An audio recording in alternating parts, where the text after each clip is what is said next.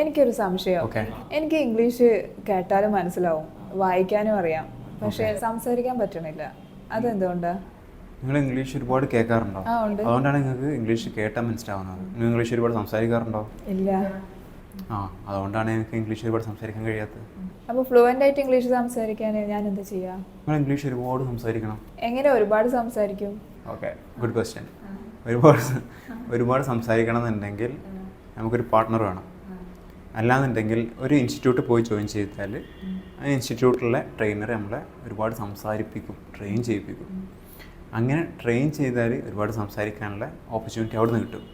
അങ്ങനെ ആ ഒരു കോഴ്സ് പൂർത്തിയാകുമ്പോഴേക്കും ഒരുപാട് സംസാരിച്ചിട്ടുണ്ടോ? അത് കോഴ്സ് കാലാവധി കഴിയുന്നവരല്ലേ ഉണ്ടാവുള്ളൂ. ഓക്കെ. അത് പോയിൻ്റാണ്. ഇപ്പോൾ കോഴ്സ് ഡ്യൂറേഷൻ കഴിഞ്ഞാലും ഇംഗ്ലീഷ് സംസാരിക്കണം. അപ്പോൾ നിങ്ങൾ സീരിയസ് ആയിട്ട് ഇംഗ്ലീഷ് സംസാരിക്കാൻ വേണ്ടി ട്രൈ ചെയ്യുന്ന ഒരാളാണെന്നുണ്ടെങ്കിൽ നമുക്ക് പ്രാക്ടീസ് ചെയ്യാൻ പറ്റുന്ന 2 ടെക്നിക്കുകളുണ്ട്. അതിൽ ഒരു ടെക്നിക്കാണ് സെൽഫ് ഇമോഷണൽ ടോക്ക്. ഇപ്പോൾ നിങ്ങൾ സൂപ്പർ സീരിയസ് ആണെന്നുണ്ടെങ്കിൽ രണ്ടാമത്തെ ഒരു ടെക്നിക്കുണ്ട്, ഷാഡോ ജിം. അപ്പോൾ ഈ 2 ടെക്നിക്ക് യൂസ് ചെയ്താൽ നമ്മളെ ഈ കോഴ്സ് ഡ്യൂറേഷൻ കഴിഞ്ഞാലും ഒരുപാട് ഇംഗ്ലീഷ് സംസാരിക്കാൻ പറ്റും, അതിനുള്ള സിറ്റുവേഷൻസ് ഉണ്ടാക്കാൻ പറ്റും. എന്താ ഈ ഷാഡോ ജിം? ഭൂരിഭാഗം പേർക്കും ഈ ഷാഡോ ജിം എന്താണെന്ന് അറിയില്ല, എത്രത്തോളം യൂസ്ഫുൾ ആണെന്നും അറിയില്ല. ഷാഡോ ജിം എന്ന് പറഞ്ഞാൽ നമ്മളൊരു ഫേവറേറ്റ് ഇംഗ്ലീഷ് സ്പീക്കർ ഉണ്ടാവുമല്ലോ, യൂട്യൂബിലോ എവിടെയെങ്കിലുമൊക്കെ റെക്കോർഡഡ് വോയിസ്, അവരുടെ സ്പീച്ച് കേൾക്കുക, അവരുടെ ഇംഗ്ലീഷ് സംസാരം കേൾക്കുക.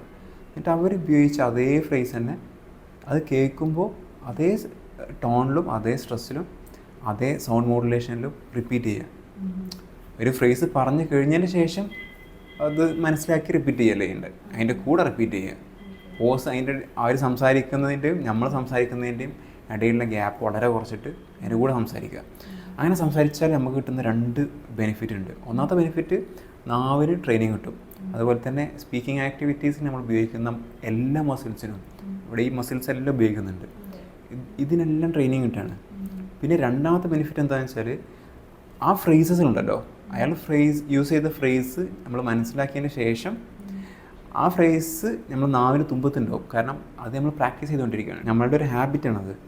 അപ്പോൾ പ്രാക്ടീസ് ചെയ്തുകൊണ്ടിരിക്കുമ്പോൾ ആ ഫ്രേസ് മനസ്സിലാക്കിക്കൊണ്ട് തന്നെ, ബൈ ഹാർട്ട് ചെയ്തിട്ടില്ല, മനസ്സിലാക്കിക്കൊണ്ട് തന്നെ നാവിൻ്റെ തുമ്പത്തുണ്ടാവും. അപ്പോൾ ഫ്ലുവൻ്റ് ആയിട്ട് നമുക്ക് ആരുടെ മുന്നിൽ സംസാരിക്കാൻ പറ്റും. ഈവൻ പബ്ലിക് സ്പീക്കിംഗ് പോലും വളരെ ഫ്ലുവൻ്റ് ആയിട്ട് നമുക്ക് കോൺഫിഡൻസോട് കൂടി ഡെലിവർ ചെയ്യാൻ കഴിയും ഈ ഒരു ടെക്നിക്ക് പ്രാക്ടീസ് ചെയ്താൽ. നിങ്ങൾ ചെയ്യേണ്ടത് എന്താ വെച്ചാൽ ഒരു ഇൻസ്റ്റിറ്റ്യൂട്ടിൽ ജോയിൻ ചെയ്യുക, ഇംഗ്ലീഷ് പഠിക്കുക, അതിൻ്റെ കൂടെ ഇംഗ്ലീഷ് സംസാരിക്കാനുള്ള സിറ്റുവേഷൻസ് ഒരുപാട് ഉണ്ടാക്കുക.